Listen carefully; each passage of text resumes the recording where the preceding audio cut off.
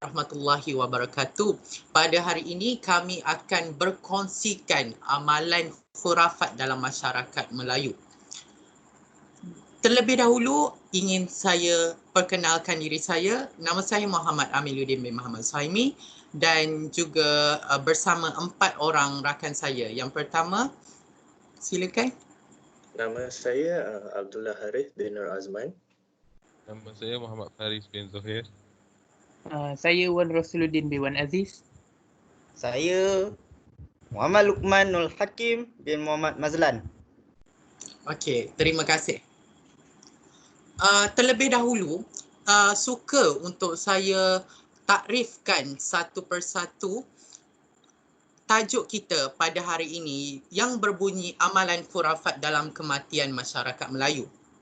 Pertamanya, mari sama-sama kita takrifkan maksud amalan. Amalan adalah satu perbuatan yang biasa dilakukan. Seterusnya, khurafat adalah kepercayaan yang karut, dongeng dan juga tahyul. Kematian pula membawa maksud hal-hal yang berkaitan dengan mati. Masyarakat pula membawa maksud sekumpulan orang yang hidup bersama di sesuatu tempat dengan cara-cara dan peraturan-peraturan tertentu. Tidak dinafikan lagi bahawa sebenarnya amalan khurafat yang dilakukan di dalam satu-satu masyarakat merupakan adat turun-temurun yang mereka merasakan itu adalah satu kewajipan untuk mereka lakukan. Adat pula membawa maksud peraturan yang lazim dilakukan sejak dahulu kala. Frasa yang terakhir yang ingin saya takrifkan adalah Melayu. Mengikut Kamus Dewan Bahasa dan Pustaka, Melayu adalah nama satu bangsa dan juga bahasa. Dari segi sudut lain, istilah Melayu ditakrifkan dengan cara yang lain pula. Dalam Perlembagaan Malaysia, kita boleh lihat bahawa orang Melayu ditakrifkan sebagai orang yang beragama Islam, fasih berbahasa Melayu dan juga mengikut adat resam Melayu. Sekali lagi ia menunjukkan bahawa adat adalah sangat penting dalam sesuatu masyarakat sehingga kan di Malaysia sekiranya mereka tidak mengikut adat Melayu tidak dikatakan sebagai orang Melayu. Sebagai buktinya adalah di artikel 160 Perlembagaan Malaysia. Seterusnya, secara umumnya sebuah kaum Melayu merujuk kepada sebuah kaum ataupun suku yang merupakan penduduk asal Asia Tenggara yang berketurunan Austronesia dan dianggap sebagai subbangsa Mongoloid. Okey, seperti mana yang kita tahu bahawa Asia Tenggara ini terdiri daripada 11 negara iaitu Malaysia, Indonesia, Singapura, Thailand, Filipina, Kemboja, Vietnam, Brunei, Laos, Myanmar dan juga Timor Leste. Makna kata di sini, kita tidak boleh mengatakan bahawa kita orang Melayu di Malaysia sahaja yang wajar digelar sebagai orang Melayu. Saya juga ingin sampaikan di sini bahawa perbincangan ataupun perkongsian pada hari ini tidak tertumpu kepada masyarakat Melayu di Malaysia yang beragama Islam, kerana tajuk dan topik kita pada hari ini pun tiada satu perkataan pun yang mengatakan bahawa Melayu tersebut mestilah Islam. Oleh hal demikian kami lebih menumpukan secara umum bangsa Melayu itu sendiri. Pertamanya ingin saya melakukan sedikit perbandingan Melayu di Malay Archipelago. Malay Archipelago membawa maksud kepulauan Melayu iaitu di Nusantara. Di Malaysia, bangsa Melayu itu ditakrifkan sebagai orang Melayu, Boyan, Aceh, Jawa, Bugis, Manila iaitu di Filipina dan juga Siam. Di negara jiran kita pula, orang Melayu terdiri daripada Minang, Jawa, Batak, Bugis, Dayak, Aceh, Bali dan juga Toraja. Apa yang hebatnya negara jiran, mereka terdapat pelbagai amalan yang mereka lakukan kerana mereka merupakan satu negara yang besar dan mempunyai banyak ibarat banyak perkauman di situ. Oleh hal demikian mereka melakukan adat yang berbeza dan juga di satu-satu kaum bangsa tersebut mereka mempunyai sab-sab yang tertentu. Baiklah, tanpa membuang masa lagi, saya akan mulakan dengan perkongsian satu amalan khurafat yang dilakukan di negara Malaysia tercinta. Amalan tersebut daripada satu kaum, iaitu kaum Bajau suku Ubian.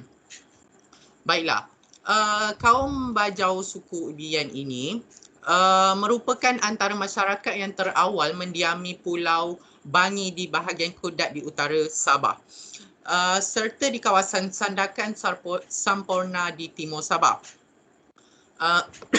Maafkan saya. Adat serta kepercayaan campuran tradisi dan agama Islam masih diamalkan oleh mereka dalam kehidupan tradisional. Mereka mempercayai bahawa setiap orang yang meninggal dunia, keluarga terdekat ataupun waris perlu membuat korban untuk si mati. Dan jika gagal dilaksanakan, si mati tidak dapat ke padang mahsyar di akhirat kelak kerana tidak mempunyai binatang tunggangan.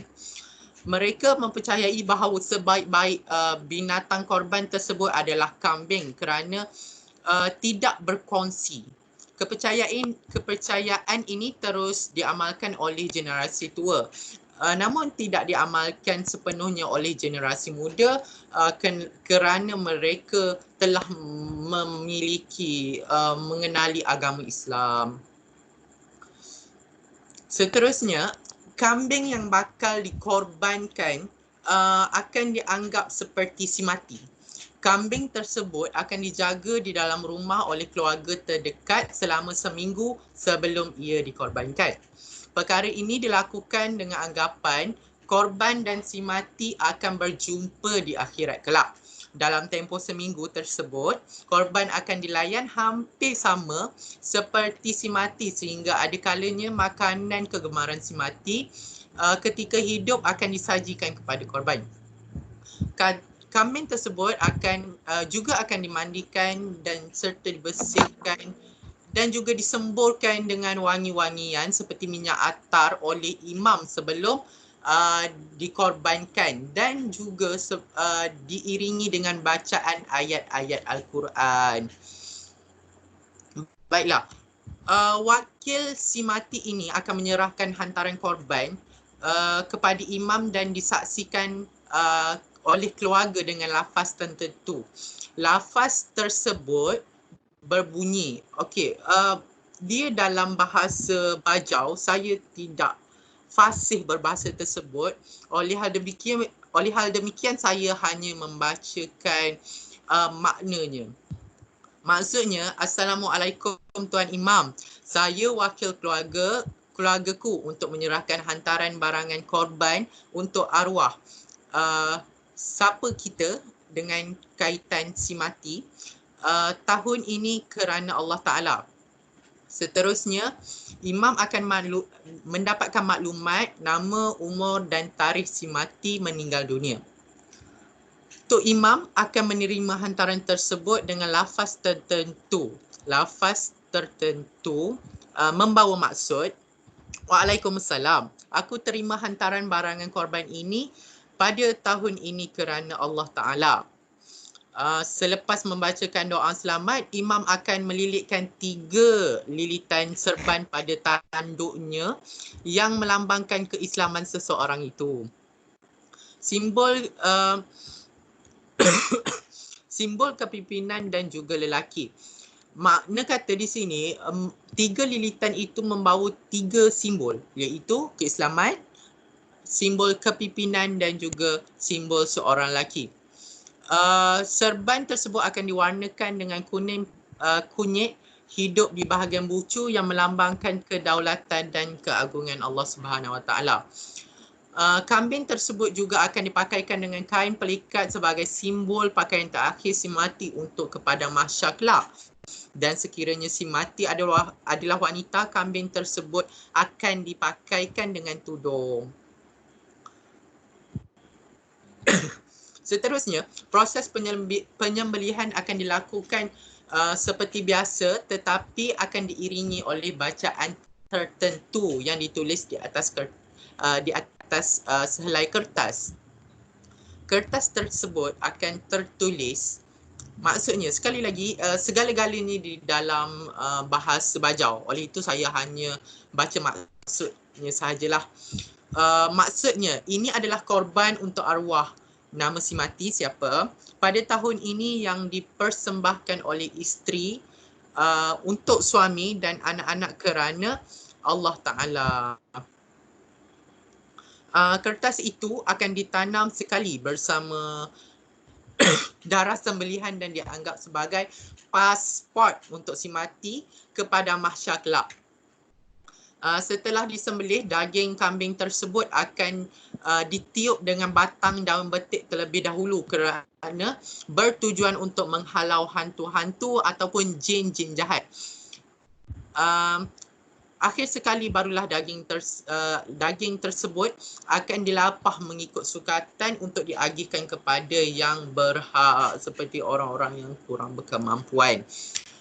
Jelas sekali adat tradisi ini amat bercanggah dengan ajaran Islam walaupun seperti yang mana kita nampak elemen-elemen keagamaan dimasukkan sekali dalam amalan tersebut.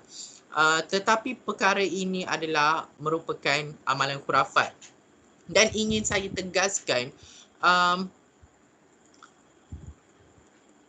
sumber yang saya dapat daripada yang saya ceritakan sebentar tadi bukan ditulis oleh penulis-penulis blogger-blogger yang kita tidak kenali. Sebaliknya, saya ambil daripada Jabatan Kebudayaan dan Kesenian Negara dan saya pasti bahawa ini adalah satu maklumat yang benar.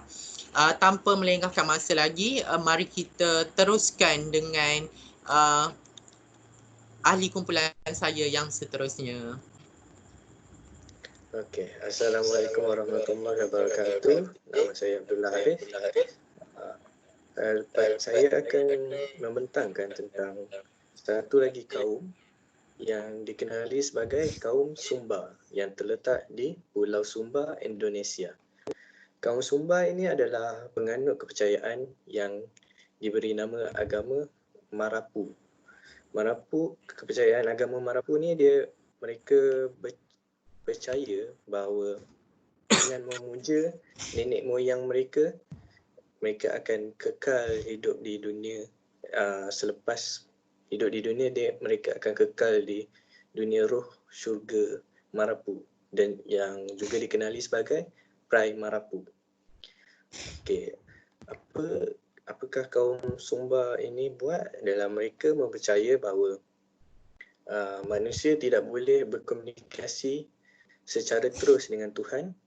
Sebaliknya mereka perlu membuat doa ataupun mempercayakan nenek moyang mereka sebagai antara orang tengah dengan Tuhan. Ini bermaksud mereka akan membuat doa, apa-apa doa kepada nenek moyang mereka dan nenek moyang mereka akan sampaikan kepada Tuhan mereka. Jadi apa yang kaum Sumba ini buat adalah perkara khurafat dalam kematian adalah mereka setiap kematian perlu ada acara pengebumian dengan melakukan penyembelihan haiwan ternakan. Sebagai haiwan ternakan, contoh-contoh haiwan ternakan adalah haiwan yang dikorbankan adalah haiwan kuda sebagai simbol jangan sombong, kerbau sebagai simbol keberanian, ayam dan khinzir sebagai lambang kepimpinan dan juga udang sebagai lambang kehidupan selepas mati. Mereka akan menggunakan haiwan-haiwan ternakan ni untuk menyembelihkan kerana haiwan tersebut akan dipersembahkan kepada nenek moyang mereka. Seterusnya roh haiwan-haiwan tersebut akan diberikan kepada nenek moyang mereka. Manakala badan haiwan yang telah disembelih itu akan dijadikan sebagai hidangan kepada para tetamu yang hadir ke upacara kematian tersebut. Upacara dan ritual ini wajib dilakukan oleh penganut-penganut agama Marapu ini kerana jika mereka tidak mencari ini, mereka akan ditimpakan malang sebagai contoh kemarau. Jadi itu adalah mereka punya upacara kematian yang khurafat. Jadi ini jelas sekali yang bahawa di sini berlakunya fenomena sinkretisme kerana wujud kepercayaan kuasa yang berbeza ataupun dua kuasa yang berbeza. Sebagai contoh, mereka mempercayai kuasa terhadap nenek moyang mereka dan kuasa terhadap Tuhan mereka. Jadi saya ingin menunjukkan contoh-contoh gambar-gambar kaum Marapu.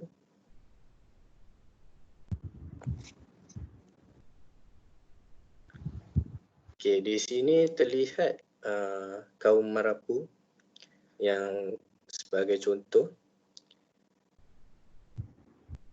dan juga ada gambar tentang haiwan ternakan mereka yang mereka membuat penyembelihan.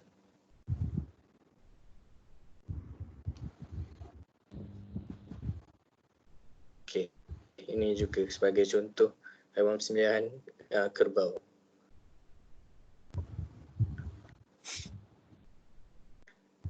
Okey, saya rasa itu saja tentang saya punya tajuk. Kita berteruskan kembali kepada rakan saya. Okey, untuk bahagian saya akan menerangkan tentang amalan khurafat dalam kematian di Indonesia. Okey, kat Indonesia ni terdapat satu amalan iaitu membakar kemenyan di sisi jenazah.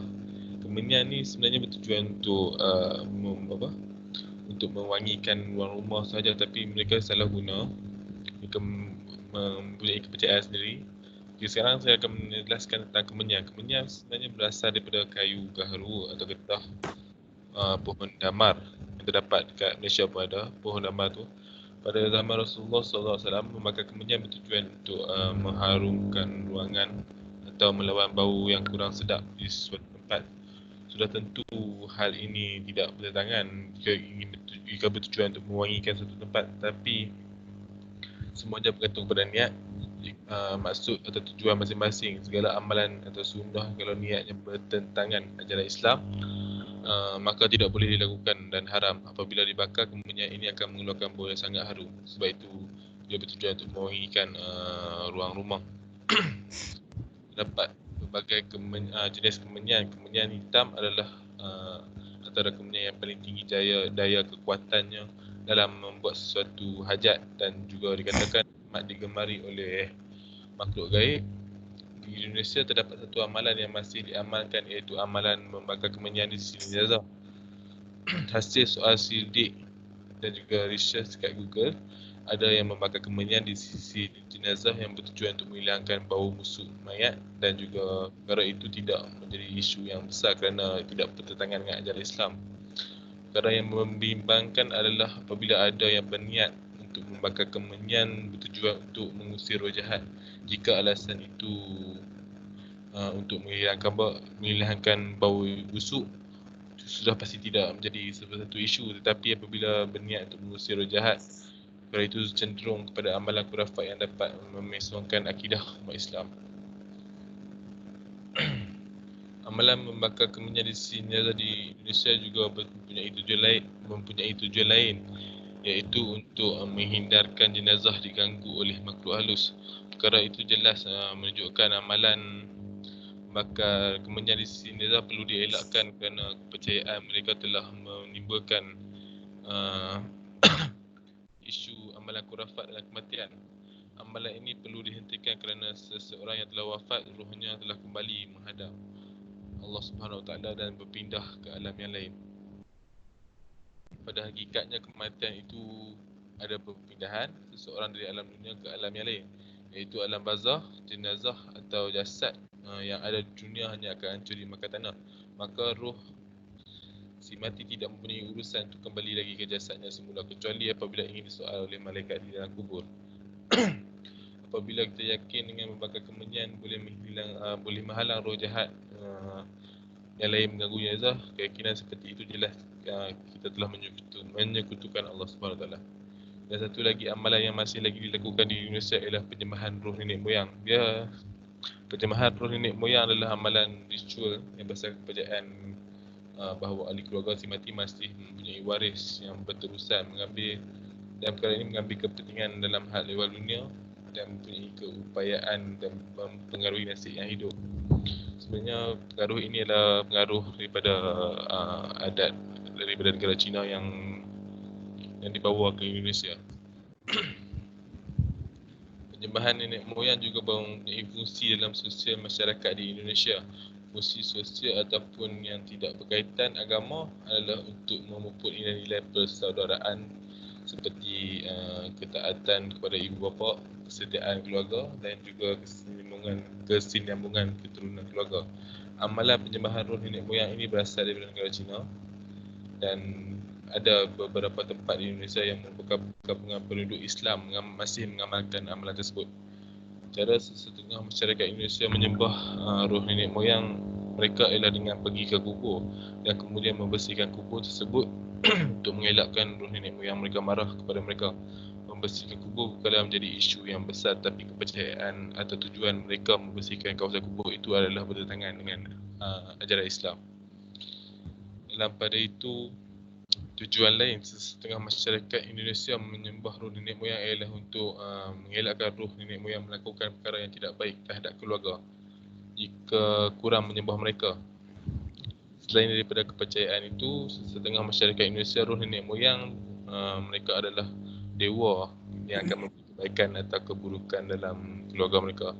Contoh suku kaum di Indonesia yang mengamalkan amalan penyembahan roh nenek moyang ini ialah suku kaum Minahasa yang berada di Sulawesi Utara, suku Sumba di Nusa Tenggara Timur dan juga suku Batak Toba di Sumatera Utara. Amalan penyembahan roh nenek moyang ini dilakukan oleh suku kaum tersebut sedikit sebanyak mempengaruhi sesetengah masyarakat Islam di Indonesia untuk mengikut amalan tersebut. Sebagai umat Islam, kita perlu mengetahui amalan yang boleh atau tidak dilakukan semasa berlaku kematian dan bukannya hanya mengikut adat istiadat daripada kaum tertentu saja. Itu saja daripada saya.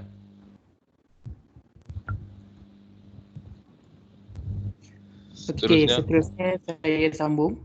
Nama saya Wan Rasuluddin bin Wan Aziz. Okey, saya akan membentangkan adat yang berada di Tanah Toraja di Indonesia. Bagi saya, di Indonesia merupakan banyak aktiviti-aktiviti yang khurafat yang kita dapati selain di Malaysia. Saya rasa di Indonesia merupakan paling banyaklah aktiviti-aktiviti khurafat, terutamanya di Tanah Toraja. Okey, Tanah Toraja memiliki upacara kematian bernama Rambu Solo. Terdapat beberapa tahapan upacara yang bisa disaksikan masyarakat umum. Rambu Solo merupakan salah satu upacara kematian yang di Tanah Toraja yang digelar dengan pesta besaran. Bagi mereka, kematian ini merupakan satu pesta yang besar-besaran yang mereka sambut untuk seseorang itu mati. Dalam acara Rambu Solo ini ada beberapa tahapan yang dilakukan dan salah satunya adalah upacara membadung.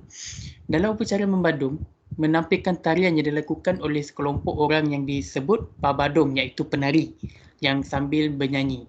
Para penari akan menyanyikan kisah-kisah tentang orang terdahulu dan juga riwayat hidup dan kebaikan orang yang meninggal.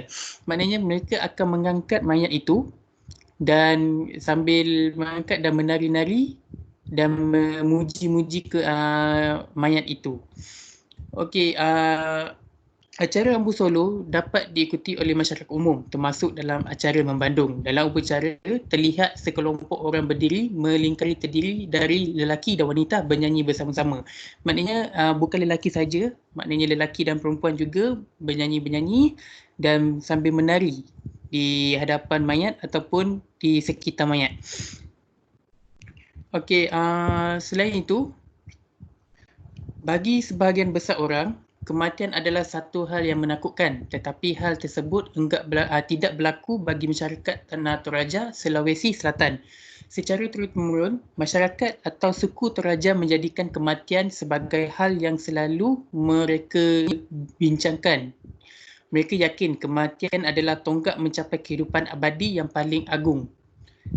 Suku Toraja memiliki banyak sekali tradisi mengabadikan jenazah yang cukup popular dengan berbagai cara, layaknya seperti di Mesir. Meski terdengar menyeramkan, tradisi ini justru menjadi tajuk utama di Nusantara yang tidak boleh kamu lepasi untuk kamu mengenalinya. Antaranya adalah tau-tau, iaitu patung yang berada di dalam gua yang mereka letak di sekitar gua menandakan seseorang itu yang telah mati.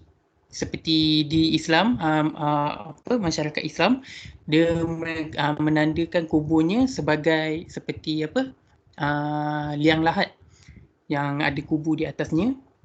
Itu menandakan tempat itu tempat di mana orang itu meninggal, dikebumikan. Tetapi di Tanah Toraja mereka letak patung sebagai tanda mereka bersemadi di situ. Kalau ke Toraja terus dilihat seperti ada boneka kayu yang lucu bersandar di tebing. Itu bukan boneka untuk mainan. Dinamakan tau-tau. Deretan karya seni ini merupakan patung yang menyerupai orang meninggal yang dimakamkan di tebing tersebut. Tujuannya agar roh seseorang yang meninggal bakal abadi tersimpan di sana. Maknanya dia akan kekal di situ dan tidak berubah seperti masyarakat Melayu Islam lah. Kubur tidak boleh dipindah randah. Okey, seterusnya adalah Festival Ma Nenek. Pernah membayangkan melihat mayat berjalan? Okey, di sini adalah di pesta ini mereka mengambil mayat itu dan mereka memakaikan baju mereka seperti orang hidup dan membawa mereka sekitar kampung seperti orang hidup. Okey, ritual ini jasad orang yang sudah meninggal dikeluarkan dari tempatnya kemudian dipakaikan baju baru oleh keluarga atau anak cucunya. Setelah didanani, mayat-mayat tersebut akan berjalan untuk pulang kembali ke tanah kelahirannya. Ritual ini dipercaya akan menjaga mereka, keluarga dan ditinggalkan dari mara bahaya serta gangguan jahat baik dari dalam maupun luar. Okey, seterusnya Kambira. Kambira adalah kematian adalah satu yang sangkal bagi suku Toraja. Termasuk bagi bayi yang baru saja dilahirkan, masyarakat Toraja percaya bahawa apabila bayi yang meninggal saat umurnya di bawah 6 bulan harus dikembalikan seperti layaknya di rahim ibu. Pohon tara yang kaya getah berperanan sebagai pengganti air susu ibu menjadi tempat bersemayam bayi yang sempurna bagi kepercayaan masyarakat Toraja.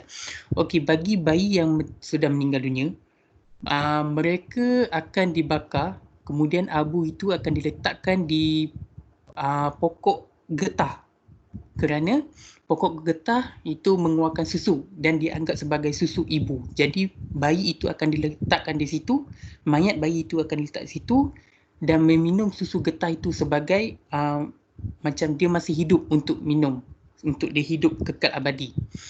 Okey, bagi masyarakat Melayu, kita mempunyai tempat bersemadi sendiri iaitu di tanah perkuburan. Tetapi di tanah Toraja dinamakan Londa.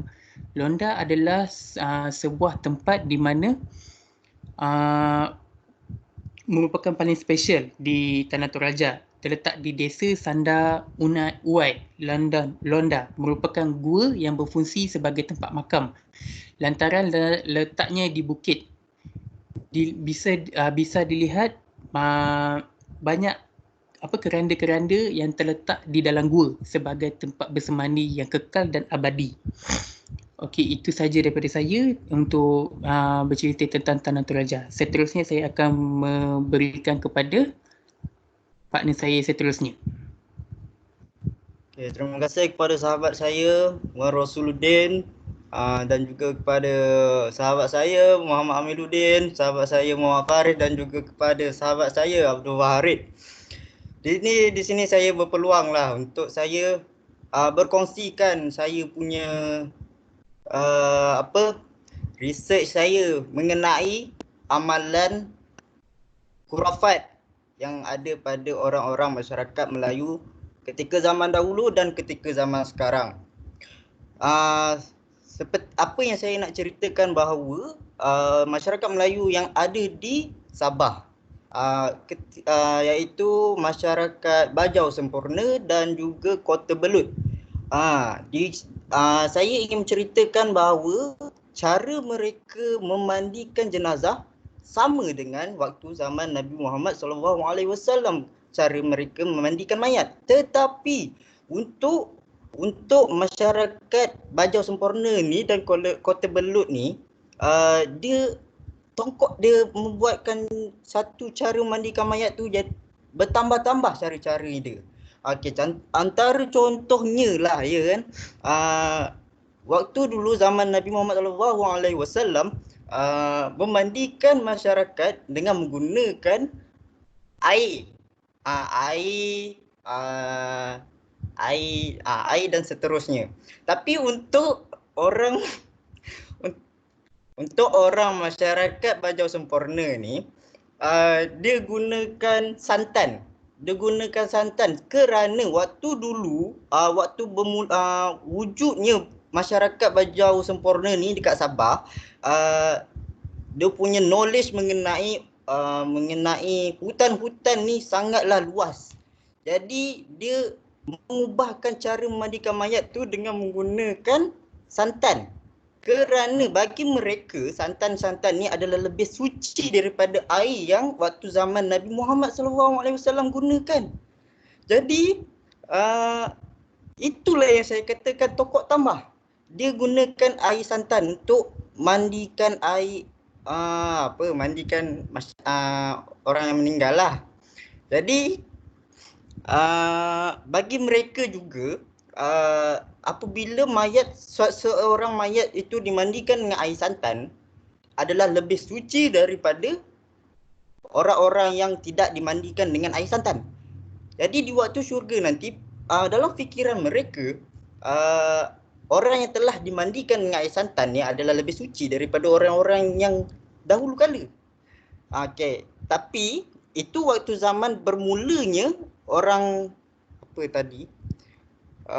masyarakat Bajau Sempurna ni pada waktu dia mula-mula dia wujud dekat Sabah ni, dia orang menggunakan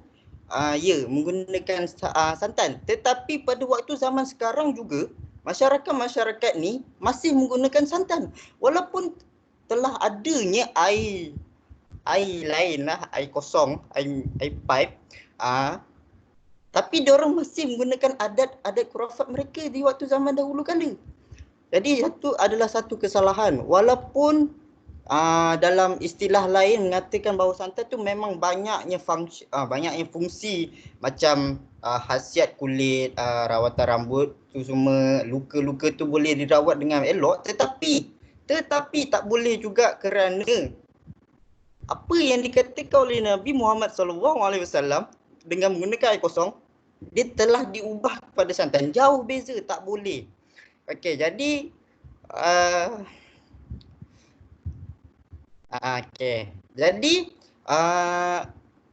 penggunaan santan ni adalah satu kesalahan yang menyalahi sunnah Rasulullah SAW. Jadi itu bermaksud adalah haram. Walaupun itu mungkin waktu dulu harus kerana diorang tak ada air kosong, tak ada air pipe, diorang terpaksa guna air santan. Jadi untuk orang zaman sekarang, orang masyarakat sekarang, mereka masih menggunakan adat yang sedia kala juga. Jadi tak boleh lah, haram. Okey, kemudian untuk seterusnya adalah sabun. Lepas kita bersihkan mayat itu, cara memandikan mayat lah.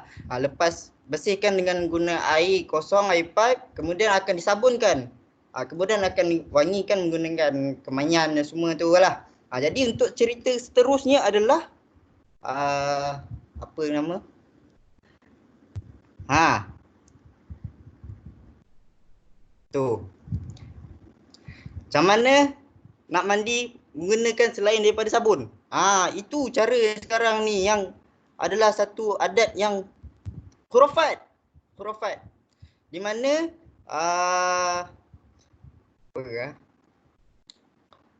diorang ni saya nak kata diorang ubahkan daripada sabun tu kepada tepung dodok. Itu waktu zaman masyarakat Bajau tu dulu pakai tepung dodok. Di mana waktu sekarang mungkin ada sabun, tapi dahulu kala tak ada sabun. Mereka menggunakan tepung dodok. Tepung dodok ni pun mengikut diorang punya local knowledge mereka yang mereka sangkakan sangatlah luas yang lebih daripada Nabi Muhammad. Salah. Jadi itu adalah satu kesalahan juga untuk ditokok tambahkan. Okey, jadi terima kasih, itu sahaja. Berbalik kepada sahabat saya Muhammad Amiluddin. Baiklah, terima kasih diucapkan kepada sahabat-sahabat saya. Saya fikir sampai di sini saja perkongsian kita. Sekiranya anda ada sebarang pertanyaan, persoalan, sila komen di bawah.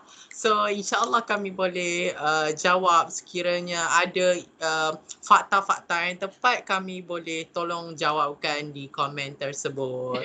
So don't forget to subscribe this channel. Okay. Thank you very much. Selamat Hari Raya. Assalamualaikum warahmatullahi wabarakatuh.